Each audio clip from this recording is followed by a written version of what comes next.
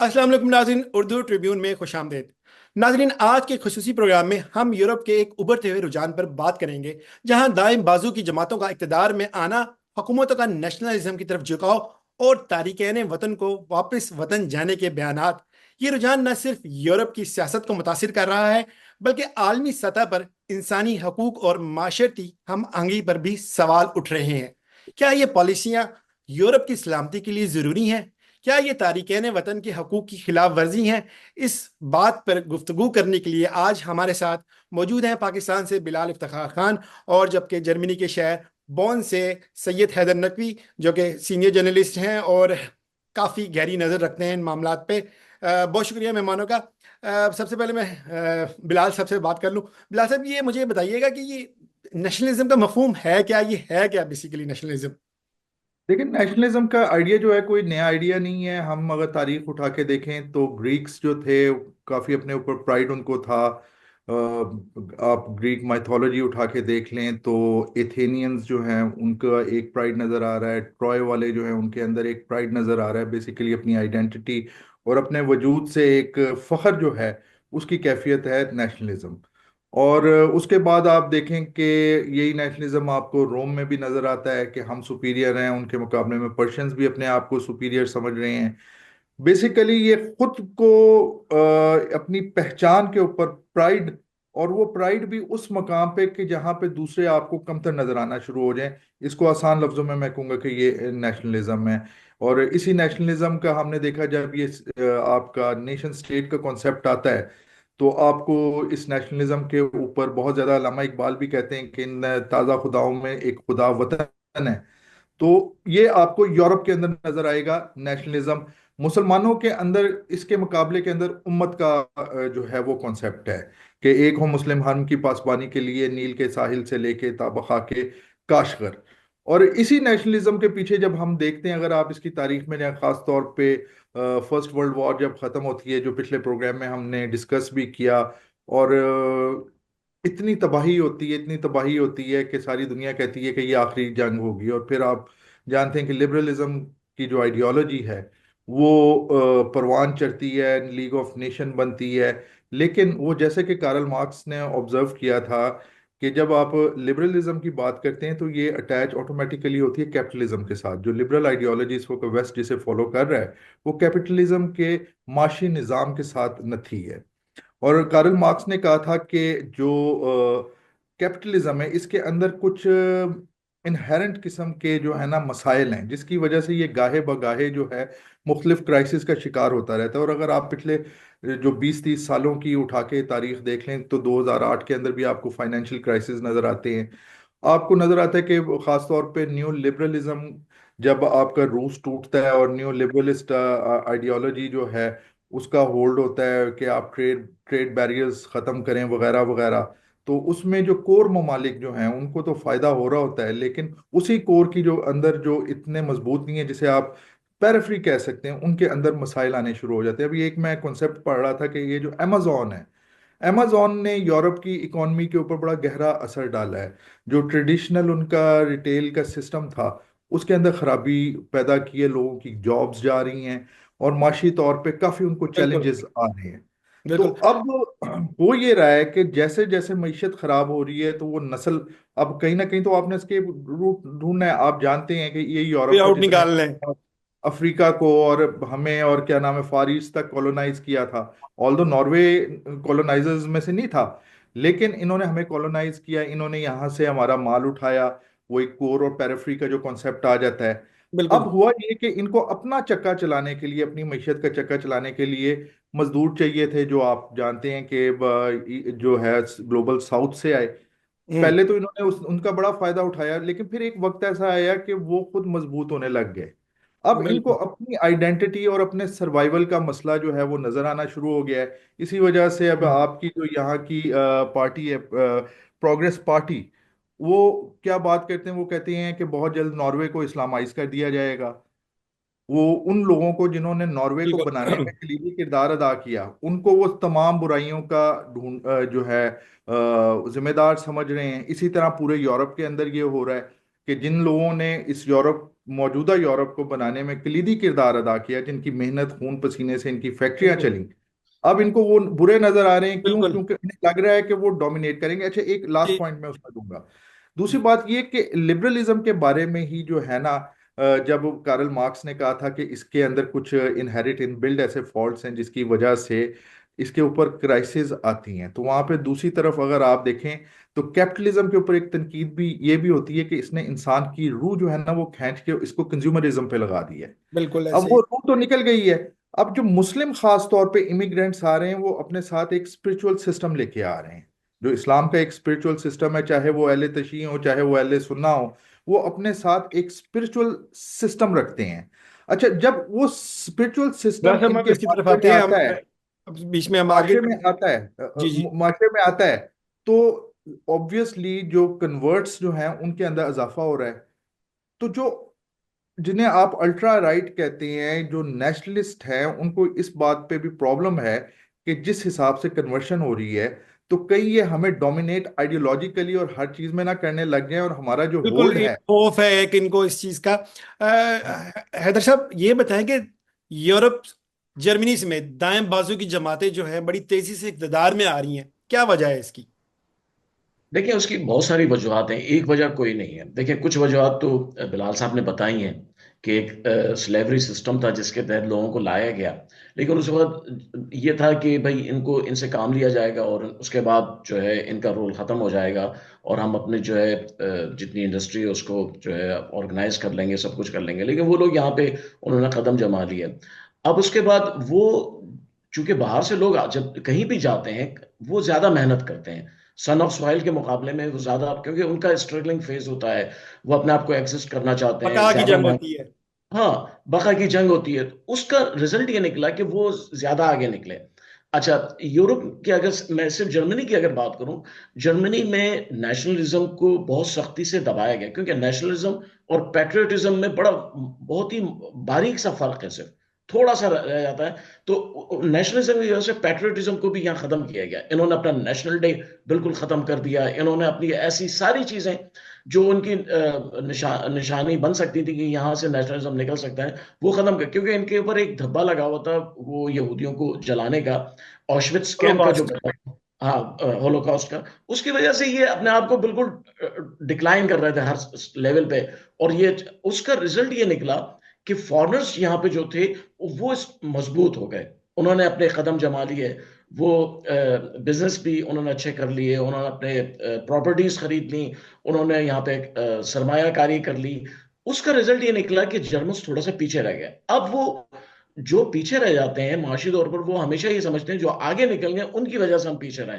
वो ये नहीं देखते कि हम खुद कितना ना कितना कसूर है। सुस्त हैं, काहिल हैं, लेजी हैं। अब एएफडी एक जमात है यहाँ की, उसने थोड़ा सा नेशनलिज्म को इम्प्रूव किया है, लेकिन वो सिर्फ उन्हीं इलाकों में जीती है जहां पे पहले से जो है वो नेशनलिज्म था, ईस्ट के इलाकों में। लेकिन जनरली इस वक्त मैं समझता हूं कि कहीं भी किसी मुल्क में नेशनलिज्म अगर आगे बढ़ रहा है, उसकी वजह कौमों का तशख्खुस नहीं है बल्कि मुआशी मसाइल हैं। वो मुआशी मसाइल जो हैं वो इनको जो है, जैसे हमारे मुल्क पाकिस्तान में आप जिससे बात करें, वो जब उसको कुछ नहीं मिलता तो वो फिर अपना नेशनलिज्म लेकर आ जाते हैं, जी सिंधियों को कुछ नहीं मिल रहा, महाजरों को नहीं मिल रहा, पठानों को नहीं मिल रहा। पंजाबियों एक्चुअली को। क्या होता है, हाँ, स्ट्रगल फेज जो है ना वो पूरा नहीं होता है। और स्ट्रगल फेज ना होने की वजह से जर्मनी हो या नॉर्वे हो या फ्रांस हो, हर जगह नेशनलिज्म इसीलिए आगे आ रहा है कि जब लोग अपने हिसाब से मेहनत नहीं करते हैं, अपने हिसाब से जो माशी फवायद जो है हासिल नहीं करते हैं, फिर जो आगे निकल जाते हैं उसको उन पर इल्जाम दे देते हैं। इसका नेशनलिज्म का माशरती इक़्तिदार पे जो है हैदर साहब, इसका क्या असर पड़ रहा है? बहुत ज्यादा फर्क पड़ रहा है। देखिए, देखिए, जब आप जो लोग आपके सोसाइटी में, जैसे एरिस्टोटल ने कहा था कि आप जब सोसाइटी में अच्छे पढ़े लिखे लोगों को आगे लाते हैं तो आपकी सोसाइटी ऊपर जाती है। लेकिन जब आप जो है वो पढ़े लिखे लोगों को पीछे करते हैं तो आपकी सोसाइटी नीचे जाती है। अब ये जो रिजल्ट निकल रहा है उसका, नेशनलिज्म की वजह से जो अच्छे लोग हैं उनको सिर्फ इस वजह से पीछे रखा जा रहा है क्योंकि वो जर्मन नेशनल नहीं है, क्योंकि वो यहाँ के सन ऑफ सॉइल नहीं है, यहाँ के जो जनरेशन है वो यहाँ पैदा नहीं हुई है, इस वजह से उनको पीछे रखा जाए। अभी भी मैं आपको बताऊं, इतना लिबरल है जर्मनी, इतना लिबरल है। लेकिन मेरा ताल्लुक है बड़े लेवल्स पे इन जर्मनों के साथ काम करने का। वहां पे अब भी जो है सिर्फ जर्मन्स को फौकियत दी जाती है। आप इनकी फॉरेन सर्विस देखें, फॉरेन सर्विस में हालांकि पुलिस में आ गए हैं फॉरेनर्स, आपके सिटी गवर्नमेंट में आ गए, लेकिन अभी तक फॉरेन सर्विस में नॉन जर्मन जनरेशन वाइज वो नहीं आए। यानी उनका ना तो इन पे कॉन्फिडेंस है, ना इनको वो आगे आने देना चाहते हैं, क्योंकि वो समझते हैं कि अगर ये पढ़े लिखे लोग ज्यादा आगे ऊपर आ गए। अब देखें, कोरोना की जो वैक्सीन जर्मनी में बनाई थी, वो एक तुर्की आदमी था। यानी आपके पास हैं लोग जो कुछ कर सकते हैं, लेकिन आप उनको मौका नहीं देना चाहते हैं। और उसका रिजल्ट ये निकल रहा है कि अब हमारे जो लोग हैं वो यहां से जब देखते हैं हमें मौका नहीं मिल रहा, तो वो यहां से हिजरत कर जाते हैं। वो किसी और मुल्क में चले जाते हैं जहां पे उनको ज्यादा मौके मिल सके, अमेरिका में या कनाडा में। तो हम्म। ये भी एक गैप पैदा होना शुरू हो गया है कि फॉरेनर्स जो अच्छे, अच्छा दूसरी एक बात यह है कि यहाँ पे यूरोप जर्मनी में जो एथनिक जर्मन नहीं है लेकिन गोरे हैं, ईस्ट यूरोप के हैं, उन्हें तो ये अपने आप में अब मर्ज कर लेते हैं। लेकिन हमारे जो लोग इस्लामिक कंट्रीज से आए हैं, तुर्की से, सीरिया से, इंडिया, पाकिस्तान, इधर मुल्कों से, वो अभी तक यहाँ की सोसाइटी में वो इनको मर्ज करने को तैयार नहीं है। इसीलिए उन्होंने अपना, जैसे इंग्लैंड की आप देखें, इंग्लैंड में पहले पाकिस्तानियों ने मर्ज होने की कोशिश की, अंग्रेजों ने नहीं किया। अब वहां पे बिल्कुल अलग हो गए, अंग्रेज बहुत दूर हैं, पाकिस्तानी बहुत दूर हैं। तो यही चीज अब यहाँ जर्मनी में भी मुझे नजर आ रही है। बिलाल साहब, ये बताएं कि ये जो नेशनलिज्म है, इसका जो उरूज आ गया, तो ये यूरोप में क्या तब्दीली लेके आ सकता है, क्या चेंज होगा? अच्छा, मैं थोड़ा सा सर की बात को कंटिन्यू करना चाहूँगा कि नेशनलिज्म हमेशा, क्योंकि एक वो सेंस ऑफ सिक्योरिटी है ना, जब आप देखते हैं कि वो सेंस ऑफ सिक्योरिटी जो है वो काम नहीं कर रही है, तो जाहिर बात है आप उस पर रिएक्ट करते हैं कि मेरे से बेहतर लोग आ गए हैं, तो वो रिएक्शन भी एक जो है ना वजह उसकी है। Germans exactly. ऑफ कोर्स, यानी कि अगर आप हिस्ट्री उठा के देखें तो आपको एक चीज़ तो माननी पड़ेगी कि मौजूदा जिस मकाम पे साइंटिफिकली इंसानियत पहुंची हुई है, तो यही यूरोप था जिनके लोगों ने मेहनत की। हम लोग तो अपनी गुलामी के रोने रो रहे थे उस वक्त ये यूरोप तरक्की कर रहा था, चीज़ें डिस्कवर कर रहा था, बना रहा था, आगे जा रहा था। तो मसला कहाँ पे आया कि जब उसी तरक्की को कायम रखने के लिए हम लोगों को बुलाया, तो अब हम उनके लिए थ्रेट बन गए। अच्छा, एक जो साइकिल हमें नजर आ रहा है ना, जिसके ऊपर हाल ही में ब्लूमबर्ग ने भी एक आर्टिकल छापा है कि जिस किस्म की हमें इकॉनमी नजर आ रही है, ग्लोबलाइजेशन बेसिकली, और ये जो न्यू लिबरल एजेंडा जो है, इसने खुद यूरोप को ज्यादा डैमेज किया है। हमें तो ईस्ट को तो डैमेज फुल किया ही डैमेज किया हो है, रहा है, उनको भी इकोनॉमी बहुत। डाउन हो रही है इनकी। इकोनॉमीज डाउन हो रही हैं, फिर वो जो विद इन जो स्ट्रगल्स हैं वो हमें सामने आ रही हैं। अभी हाल ही में यूरोपियन यूनियन के जो हुए हैं उसमें भी राइट विंग ऊपर आए हैं। और राइट विंग का मतलब क्या है? उसका मतलब ये है कि वो जो इंटीग्रेशन, जो जिन्हें आप कहते हैं, जो एंटीथीसिस थे इस यूरोपियन इंटीग्रेशन को, क्योंकि ये एक वो बहुत बड़ा एक बड़ी बात थी कि इतने ज्यादा यूरोप के ममालिक मिले और उन्होंने एक यूनियन बना ली, लेकिन इनके इस आइडिया के खिलाफ भी लोग थे। और हम देख रहे हैं कि उस आइडिया के खिलाफ, जो इंटीग्रेशन के आइडिया के खिलाफ लोग हैं, वो खुद यूरोपियन यूनियन के इलेक्शंस के अंदर आगे आए हैं, राइटिस्ट आगे आए हैं। Number one. नंबर टू, अभी मैं आपको बता रहा था कि ब्लूमबर्ग पे हाल ही में एक आर्टिकल छुपा है जिसमें उन्होंने कहा कि ये ट्रंप के आने के बाद ये चीज़ तो नज़र आ रही है कि रिटर्न ऑफ मर्केंटाइलिज्म। अच्छा, मर्केंटाइलिज्म जो है ये कैपिटलिज्म से पहले था कि प्रोटेक्टिव इकोनॉमीज होंगी, हम्म। और ट्रम्प भी हमें ऐसे नजर आ रहा है। और यही चीज अभी ये जो हम अमेजोन की बात कर रहे थे, और इसी तरीके से जो आपके नए तरीके, क्योंकि दुनिया एवॉल्व कर रही है, इकोनॉमीज भी एवॉल्व कर रही हैं, तो हमें ये बिल्कुल चीज ऐसे। नजर आ रही है कि शायद बहुत जल्द हम प्रोटेक्टिव इकोनॉमीज, मर्केंटाइल इकोनॉमीज आपको इसका यूरोप में यूरोप के ऊपर क्या असर यूरोपियन होगा? यूनियन सबसे तब्दीली क्या आ बड़ा सकती है? इसका सबसे बड़ा असर जो है, जो सियासत पे कैसे हमें नजर असरअंदाज आ होगी सकता है, ओवरऑल? वो ये नजर आ सकता है कि आपकी यूरोपियन यूनियन का जो शायद कॉन्सेप्ट जो है वो फेल हो जाए। ठीक है, जब आप प्रोटेक्शन के ऊपर आ जाएंगे, बेसिकली तो ये लिबरल आइडिया है ना यूरोपियन यूनियन का भी, कि आपके बॉर्डर्स नहीं होने चाहिए, आपकी मूवमेंट जो है वो होनी चाहिए विदाउट एनी, जो है कोई आपको रोके ना। तो प्रोटेक्टिव जब ये आएंगे तो बेसिकली अभी आपकी प्रोग्राम की तैयारी में मैं एक एनालिसिस पढ़ रहा था कि जब फर्स्ट वर्ल्ड वॉर के बाद लिबरल्स ऊपर आए, फिर हमने देखा कि ग्रेट डिप्रेशन की तरफ बात गई, और ग्रेट डिप्रेशन के अंदर इकोनॉमीज जब तबाह हो रही थी, खासतौर पे जर्मनी वगैरह जो हारे थे, तो उसके रिएक्शन के अंदर एक नेशनलिज्म परवान चढ़ा, फाशिज्म जो है उसकी आइडियोलॉजी चढ़ी, कि एक तरफ आपको ने जर्मनी को देखा कि उस नेशनलिज्म के अंडर मिरेकुलस उसने तरक्की की, और हिटलर की जो क़यादत के इसी तरीके से मैसोलूनी आपका जो है वो इटली के अंदर था। तो हालात तो तकरीबन उसी तरीके से जा रहे हैं। अच्छा, फिर एक और बात कि राइज ऑफ चाइना जो है ना, ये भी एक बहुत बड़ा दर्द सर बना हुआ है इस वक्त, यूरोप के साथ लिए भी और वेस्ट के साथ भी। पिछले प्रोग्राम में भी मैंने जिक्र किया था कि 1998 में एक स्टडी हुई थी, sources of conflict in 21st century, edited by Zalmay Khalilzad Rand Corporation ने ये की जारी की थी। और उन्होंने कहा था कि जो नेक्स्ट सदी आ रही है उसमें जो मक्का ऑफ इकॉनमी है, ग्लोबल इकॉनमी, वो फार ईस्ट की तरफ जो है वो जा रहा है।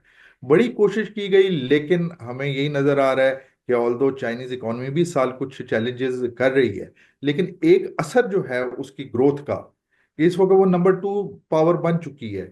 और अगर आप इकॉनमी देखें तो वो तकरीबन अमेरिका भी डिपेंडेंट है कि 550 बिलियन डॉलर्स की बायलेटरल ट्रेड है। लेकिन अमेरिका भी उस चीज को पसंद नहीं कर रहा इस ट्रेड के बावजूद, क्योंकि जिस तरीके से चाइना आगे अपने बाजू फैला रहा है, तो वो एक बहुत बड़ा थ्रेट है अमेरिकन के लिए। अच्छा, अब इन तमाम चीजों को अगर आप लेके आए तो विद इन वेस्ट भी आप रॉबर्ट केगन को पढ़ें तो उसने ऑन पैराडाइज एंड पावर, उसके अंदर उसने कहा कि यूरोप की जो ये यूरोपियन यूनियन जो है, इसका जीडीपी, क्योंकि कंबाइंड जीडीपी अमेरिकन जो जो है उनको जो है एक चैलेंज करता था। तो एक चीज हमें ये भी नजर आ रही है कि इस यूरोपियन यूनियन के फेलियर के पीछे अमेरिकन का भी एक बहुत बड़ा हाथ था, वो जी, इसे अमेरिका पसंद, भी कंट्रोल करता है काफी हद तक। वो उसका पसंद नहीं करता था। अभी सर कह रहे थे जर्मनी, जर्मनी के ऊपर एक बोझ डाला गया, एक गिल्ट डाली गई रशिया, ये जो ज्यूज का हॉलोकास्ट की। और इस वक्त भी जर्मनी जो है उसको यूज करने की कोशिश की गई है, और बल्कि किया गया यूक्रेन की जंग के अंदर इनके खिलाफ। अब दोबारा मैं आऊंगा क्योंकि आप उस वक्त नॉर्वे की बात कर रहे थे। तो नॉर्वे के अंदर भी हम देखते हैं तो पॉपुलेशन की ग्रोथ जो है, एक यूरोप के इसको सबसे बड़ा जो खतरा है, बच्चे नहीं उस तरह पैदा हो रहे। जो इमिग्रेंट्स आते हैं उनके बच्चे ज्यादा पैदा हो रहे हैं, आबादी ज्यादा बढ़ रही है। तो उनके अंदर जो है वो जो एक पहले सेंस ऑफ सुप्योरिटी था, वो अब Aahista Aahista sense of insecurity के अंदर चेंज हो रहा है। फिनलैंड से शुरू हो जाएं, इटली से आप शुरू हो जाएं, चेक रिपब्लिक तक आप पहुंच जाएं, ऑस्ट्रिया तक पहुंचे, तो आपको हंगरी जो है बहुत बड़ी मिसाल है कि आपको राइटिस्ट और फार राइटिस्ट नजर आ रहे हैं। जो बेसिकली मेरा तजिया ये है कि खुद ये जो एक वेस्टर्न तहजीब है, उसकी सर्वाइवल और उसकी जो अपने डाउनफॉल की एक बहुत बड़ी निशानी के तौर पे मैं इसे देखूं। बिल्कुल, हमारे पास टाइम भी काफ़ी शॉर्ट हो गए। हैदर साहब, मुझे ये बताएं कि ये जो तारिकान वतन के हवाले से पॉलिसियां बनाई जा रही हैं, इकदाम किए जा रहे हैं, क्या इन पॉलिसियों पे अमल मुमकिन है? देखिए, पॉलिसियां पे अमल तो मुझे नहीं लगता है कि 100% ये कर पाएंगे, क्योंकि वो पॉलिसियां जो बनाते हैं उसके पीछे एक बैकग्राउंड होता है पूरा।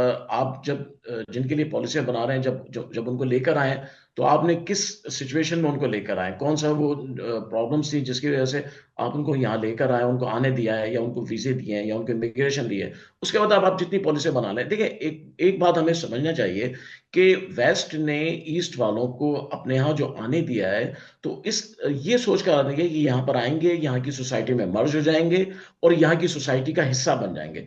लेकिन उसके बरक्स हुआ है बिल्कुल। जो लोग आए उन्होंने अपनी शनाख्त बना ली, उन्होंने अपने इंडिविजुअल अपनी एक सोसाइटी बना ली, और उस सोसाइटी में उन्होंने अपने आप को इस तरह जिंदा रखा कि उनकी सोसाइटी जो है वो सुपरसीड कर गई यहाँ की लोकल उनकी सोसाइटी फोर्थ का। जनरेशन आज जी, ब्यूरोक्रेसी में आ ना। हाँ, फोर्थ जनरेशन आ गई, वो बहुत ज्यादा अपने आप को डेवलप कर गए।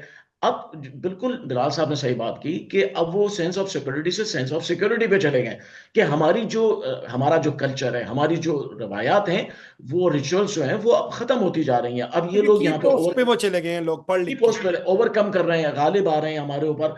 तो ये तो पॉलिटिक्स में आ गए हैं। ये तो जमाने में हमेशा चलता रहा है, ये कोई नई चीज नहीं है। ये अगर आप इंसानी तारीख को देखें तो ये हमेशा चलता रहा है। लेकिन असल बात ये है कि वो कंट्रीज, वो ममालिक जहां पे इस वक्त ये प्रॉब्लम्स हैं, क्या वो पहले से बेहतर हुए हैं या पीछे की तरफ जा रहे हैं, नीचे की तरफ जा रहे हैं? ये बड़ी अहम चीज है। क्योंकि अगर यहाँ के माशी हालात खराब हो जाते हैं यूरोप के, जैसे यूरोप बहुत सारी चीजों में उलझ गया है, बिल्कुल सही बात है। अमेरिका ने पहले देखें यहाँ पे यूरोपियन जो है, ये ग्रेटर यूरोप का इनको नारा दिया, क्योंकि अमेरिका एक एक मुल्क से अकेला नहीं लड़ सकता, तो उसने कहा तुम सब एक साथ मिल जाओ, और ग्रेटर यूरोप बनवाया। उस ग्रेटर यूरोप ने यूनान जैसे मुल्क, करप्ट मुल्कों को इतना फीड किया, इतना पैसा दिया कि ये गरीब हो गए। फिर उसके बाद यूक्रेन वार में उलझ गए, फिर उससे पहले मसदोनिया यूगोस्लाविया वार में ये उलझ रहे। तो ये मुसलसल अपनी प्रॉब्लम्स में यूरोप जो है उलझा हुआ है, और उसका फायदा दोनों मुल्क उठा रहे हैं। चाइना भी उठा रहा है, अमेरिका भी उठा रहा है। अब अमेरिका, अभी ताजा तरीन बयान था, उसने, ट्रम्प ने कहा है कि जी आप जो है एनर्जी हमारी हमसे लें और इसको आप कंज्यूम करें। और यूरोप ने कहा ठीक है, हम बात करने को तैयार हैं। यूरोपियन यूनियन ने कहा कि हम आपसे ऑयल भी खरीदेंगे, आपसे ये दूसरी चीजें भी खरीदेंगे। यानी इसका मतलब है कि अमेरिका इकानवी तौर पर अपने आप को मजबूत कर रहा है, और यूरोप जो है डे बाय डे नीचे जा रहा है। अगर आप जुनेर, आप देखें नॉर्वे की जो सिचुएशन आज है, आज से 15-20 साल पहले बहुत अच्छी थी। जर्मनी की मैं यहाँ देख के बैठ के देखता हूँ कि यहाँ पे इन्फ्लेशन कितनी बढ़ गई है, महंगाई कितनी बढ़ गई है, जॉब्स क्रिएट नहीं हो रही हैं, कंपनीज यहाँ से जा रही हैं, क्योंकि इनके जो सिस्टम जो है अभी तक उसी लेवल पे काम कर रहा है जैसे आज से 35-40 साल पहले करता था। तो उस वजह से, कंजर्वेटिव होने की वजह से बहुत सारी प्रॉब्लम्स क्रिएट हो रही हैं। और नेक्स्ट ये आ रहा है कि एथनिक मसाइल पैदा हो रहे हैं। मुझे तो ऐसा लगता है कि अगर ये मौसमी मसाइल हल नहीं हुए तो यूरोप में खाना जंगी सिविल वॉर शुरू हो जाएगी, क्योंकि लोग चाहते हैं अपने फायदे हासिल करना, वो किसी भी कीमत पे लेंगे, किसी भी कीमत में, चाहे आपको हमें मार के लें या हमें कत्ल करके लें, लेकिन वो अपने फायदे छोड़ेंगे नहीं। ये यहीं पे एक आपसे मैं क्वेश्चन करूंगा कि आपने ये अभी बात की है रिलीजियसली।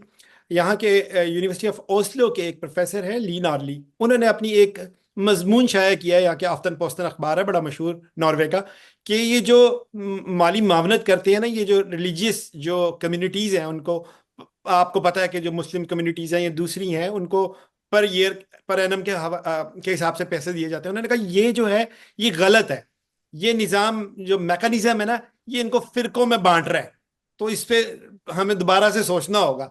तो ये किस तरफ जा रहे हैं, क्या इस पे पाबंदी लगाएंगे? ये देख रहे हैं कि ये मजबूत हो रहे हैं? नहीं, देखिए, पाबंदी तो ये नहीं लगाएंगे, क्योंकि ये इनका एलिमेंट है जिसको यूज कर रहे हैं, ये इनका एक टैक्टिक है जिसको यूज करते हैं ये इस हिसाब से, क्योंकि उनको फायदा हो, क्योंकि क्योंकि हमेशा। इलेक्शन भी आ रहे हैं ना। हाँ, इलेक्शन बिल्कुल। देखिए, इलेक्शंस की जो मोटिव होते हैं वो बिल्कुल अलग होते हैं। उसमें जो जो दुश्मन होते हैं पूरे 5 साल 4 साल, वो इलेक्शन में अचानक दोस्त बन जाते हैं और फिर नई चीजें जो है उठा हाँ देते बिल्कुल हैं, ऐसे और ही। इलेक्शन इलेक्शन खत्म होते ही वो सब भूल जाते हैं, फिर उनको पता नहीं होता है। यहाँ पे सीडीयू एसपीडी जो है वो सारे टाइम लड़ते रहते हैं, जब सारा टाइम दोस्त बन के बैठे रहते हैं। इलेक्शन आते हैं तो एक दूसरे पर तनकीद करने लगते हैं, उनको बयानिया बुरा भला बनाया कहते जाता हैं। है। जी हाँ, बयानिया बनाया जाता है, एक नैरेशन जो हर मुल्क में होता है। लेकिन असल बात यह है कि जो ये ऐड दे रहे हैं, देखिए, चाइनीज एक कहावत है कि मछली खिलाओ नहीं, मछली पकड़ना सिखाओ। हम्म। ये लोग जो है मछली पकड़ना नहीं सिखा रहे हैं, ये खिला रहे हैं बस। थोड़े से पैसे ले लो और तुम जो है ना कुछ नहीं करो, हमें दुनिया पे हुकूमत करने दो। असल मसला यही है कि ये चाहते हैं कि कुछ मुल्कों में अपनी थोड़ी बहुत ऐड देते रहें, जिससे वो इनके गुलाम रहे, असीर रहे, मोहताज बन जाए। और ये इनका काम बड़ा जबरदस्त चल रहा है। आप ये देखें ना कि हमारा मुल्क जो है पाकिस्तान, अगर उसकी बात करें, आईएमएफ पे हम अगर भरो नहीं करें तकिया, उससे मदद ना लें, तो हम कहते हैं जी हम मर जाएंगे। यानी आईएमएफ ने ऐसा जकड़ लिया है हमको कि अब हम निकल ही नहीं सकते। और इसी तरह हर मुल्क में किसी ना किसी तरीके से बड़े मुल्कों ने उनको जकड़ रखा है, और ऐसा जकड़ा है कि वो निकल नहीं सकते हैं। अब ये यूक्रेन वॉर जो है, अमेरिका, ट्रम्प जो है हमेशा खिलाफ रहा है इसके।